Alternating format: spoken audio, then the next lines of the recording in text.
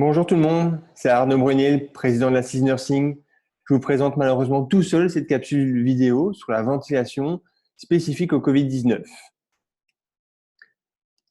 La complication respiratoire principale pour le Covid s'appelle l'ARDS, même si on va essayer d'infiner un peu ça dans la présentation, et qui arrive vraiment dans un second temps de la pathologie, entre 10 et 14 jours, peut-être un petit peu avant, mais c'est ce qu'on retrouve principalement dans la littérature. Alors, quelle est la définition de l'ARDS? SDRA en français qui veut dire syndrome de détresse respiratoire aiguë. Ça doit arriver de manière aiguë.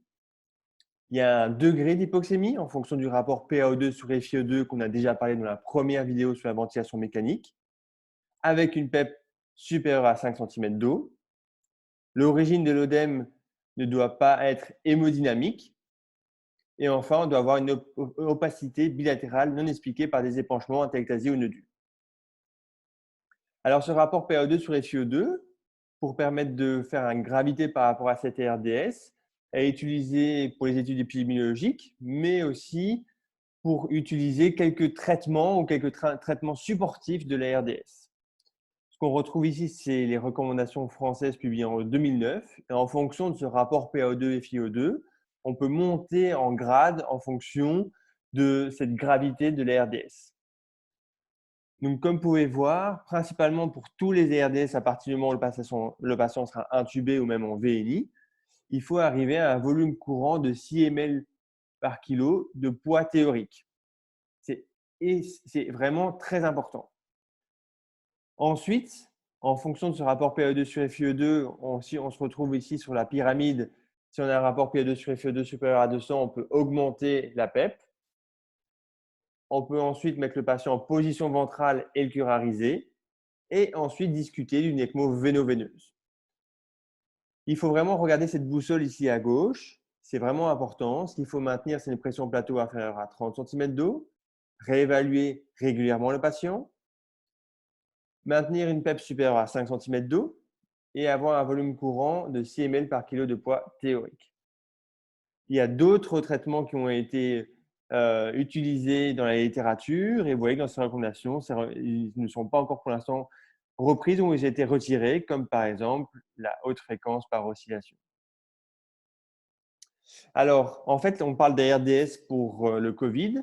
C'est un peu plus compliqué que ça. On se rend compte que ce n'est pas vraiment la même chose. Dans la pneumonie avec Covid-19, on se retrouve plutôt avec des taches au niveau des poumons qu'on appelle verres dépoli, qu'on retrouve souvent au scanner thoracique du patient. Donc, c'est un peu différent. On pourrait l'appeler d'insuffisance respiratoire aiguë hypoxémiante parce qu'il y a quand même une partie des patients qui ne sont pas comme nos ARDS classiques qu'on retrouve aux soins intensifs avant ce Covid-19. Il y a deux types. Gattinoni a publié ça il n'y a pas longtemps. Un type 1 où en fait le patient sera vraiment avec uniquement ses verres dépolis et ne sera pas vraiment classiquement un RDS comme on le rencontre habituellement. Et dans le type 2, c'est vraiment les RDS comme je viens de le voir dans la définition. Ça peut un peu changer l'attitude par rapport au réglage de la ventilation mécanique.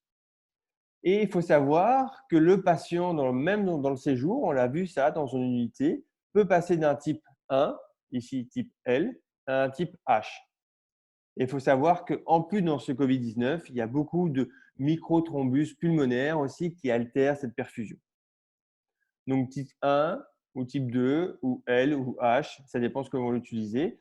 C'est vrai que la physiopathologie n'est pas la même et le scanner thoracique est vraiment important si on veut séparer les deux types d'ARDS, mais ce n'est pas toujours évident à le faire, surtout avec le Covid-19, avec des patients qui sont gravement hypoxémiques. Donc, les réglages peuvent changer en fonction de type. Donc, pour le type 1, on pourrait mettre des PI plutôt limités parce qu'ils ne sont pas vraiment recrutables. Avec l'accord du médecin, de toute façon, on pourrait augmenter le volume courant, être plus libéral à 7 à 8 ml kg, mais 8 maximum selon le poids théorique. Et une fréquence respiratoire plutôt basse, 15 à 20, vu qu'on a un volume courant plutôt élevé. Et dans le type 2, c'est des réglages standards de la RDS, donc plutôt volume courant bas, 5-6 ml kg de poids théorique, une haute PEP et une haute fréquence. Quelque chose qui n'est pas évident ensuite, chez ces patients, c'est quand est-ce qu'on doit les passer de volume assisté contrôlé en aide inspiratoire, en ventilation spontanée. Ce qu'on retrouve beaucoup et ce qu'on retrouvait dans les RDS et encore plus, j'ai l'impression, dans le Covid-19, c'est ce syndrome de Silly. Qu'est-ce que c'est? C'est une agression que va provoquer lui-même le patient. Donc, quand vous allez passer en aide, il va avoir des hauts volumes courants et ces hauts volumes courants vont provoquer des autolésions pulmonaires du patient. Ce n'est pas toujours évident à gérer et c'est vraiment cette augmentation de la commande respiratoire qui fait ces fameux Silly, donc ces autolésions pulmonaires. Donc, ça dépend de la stratégie qu'on peut savoir quand est-ce qu'on passe en ventilation spontanée. Il y a des indicateurs, donc la radio de thorax par exemple, la FiO2, la compliance, ce n'est pas toujours super sensible et super spécifique. Et il y a 2 méthodes, et donc ça, ce n'est pas encore très clair dans la littérature et ça dépend un peu la doctrine dans le service de soins intensifs que vous allez. Soit vous allez être avec une doctrine qu'il faut absolument éviter ces autolésions pulmonaires et vous allez laisser le patient en sédation profonde et le laisser en volume assisté contrôlé. Soit vous allez essayer d'éviter les atrophies musculaires, principalement le diaphragme, qui arrive très vite quand vous le laissez en passant en volume assisté contrôlé, et essayer de le passer en aide inspiratoire avec des aides plutôt basses, avec une analgosédation légère et modérée pour diminuer cette commande respiratoire. Alors, je pense un bon compromis, c'est de laisser le patient en volume assez contrôlé et d'essayer quotidiennement d'essayer de le repasser en aide. Et c'est peut-être un peu tôt pour ces lésions. Et alors, si c'est vraiment, vous n'arrivez pas à gérer ces volumes courants qui sont trop élevés, que votre patient a une clinique aussi respiratoire, il ne faut pas oublier la clinique, ben peut-être le resédater de manière profonde pour le passer en volume assisté contrôlé, toujours avec l'avis du médecin et du kinésithérapeute, évidemment. Pour la VNI et l'oxygénation à haut débit, ce qui est important, c'est de démarrer pour la VNI le respirateur lorsque le masque est déjà mis en place. Éviter les fuites, donc ça veut dire mettre des niveaux d'aide inspiratoire et de PEP très modérés. Et concernant l'oxygénation à haut débit, les Français étaient plutôt contre à cause du risque de projection et de gouttelettes pour le personnel soignant. Et les Américains, on va dire, et les Européens de manière globale sont un peu plus libéral par rapport à ça. Et donc, il semble que, pour finir, en fonction des dernières études, je vais vous en montrer par la suite, ils ne sont pas augmentés le risque de transmission de maladies pour l'oxygénothérapie à haut débit. Ensuite, pour la VNI, il n'est pas toujours disponible nulle part.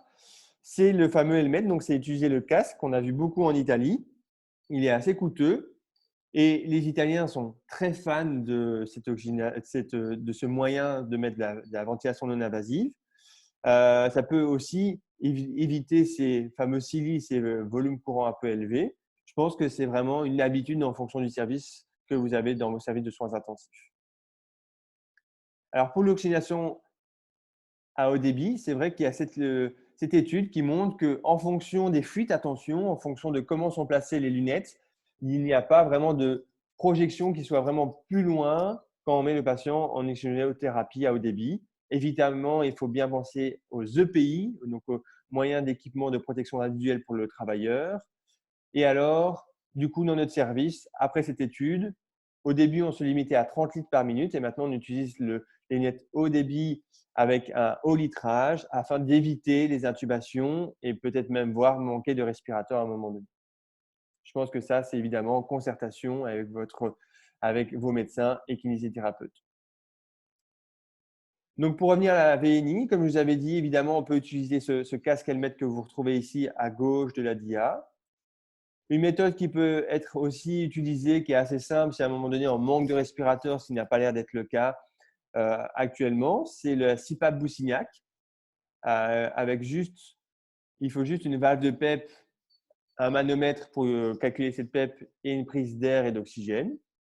Et en tout cas, attention, si vous utilisez la VNI avec un masque, il faut absolument utiliser un masque sans fuite, intentionnel, utilisé avec un double circuit à branche, comme vous pouvez vous trouver ici à droite de la dia. Et évidemment, pensez au filtre et on va revoir ça par le circuit. Alors, pour la ventilation invasive, donc je vous ai quand même remis cette dia, c'est en anglais, vous en avez juste une après qui est en français. Vous voyez que dans cette recommandation, on retrouve les lunettes à haut débit. On retrouve ce volume courant à 6 ml par kilo. On a vu que, en fonction du type de pneumonie, on pourrait peut-être être plus élevé. Maintenir, quoi qu'il arrive, une PEP inférieure à 30 cm d'eau. S'adapter en fonction de la PEP. Les manœuvres de recrutement en fonction de la possibilité de recrutement du patient. Et là, vous retrouvez ce qui est un peu controversé actuellement, c'est les curares, la position ventrale, le NO pourrait avoir sa place malgré qu'il ait été retiré de recommandation de la RDS dans le Covid. Ensuite, le patient devra plutôt avoir un bilan plutôt équilibré, même voire plutôt négatif. Pour ça, on pourrait utiliser même la CVVH. Et d'autres recommandations, là c'est spécifique pour le Covid, mais vous voyez que ça regroupe un peu ce qu'on utilisait dans les RDS. Et enfin, on peut retrouver alors du coup l'ECMO véno-veineuse chez les patients qui ont un rapport PaO2 sur FiO2 inférieur à 80, chez qui on a déjà essayé la position ventrale. Alors le circuit est important dans le Covid. C'est qu'il faut un filtre EPA absolument sur la branche expiratoire. On se retrouve ici sur le schéma, qui va provoquer une autoPEP. Et c'est pas la même chose que le filtre HME qu'on va voir par la suite. Au début, on disait de mettre un filtre EPA sur la branche inspiratoire. Dans les dernières recommandations de la Société française d'anesthésie et de réanimation, ils l'ont retiré parce qu'a priori, quand le patient expire avec les nouveaux respirateurs, il y aura toujours du contaminant sur la branche expiratoire et jamais sur la branche inspiratoire. Et en plus, ça pourrait provoquer des troubles du trigger ou des troubles au niveau du respirateur. Ensuite, on va retrouver toujours un filtre HME. C'est un filtre classique bleu comme vous pouvez retrouver là pour réchauffer et humidifier le patient. Et obligatoirement, un système clos d'aspiration pour ne pas ouvrir et fermer le circuit à chaque fois que vous allez aspirer votre patient pour, d'une part, nous protéger nous et d'une part, pour éviter les dérecrutements chez le patient.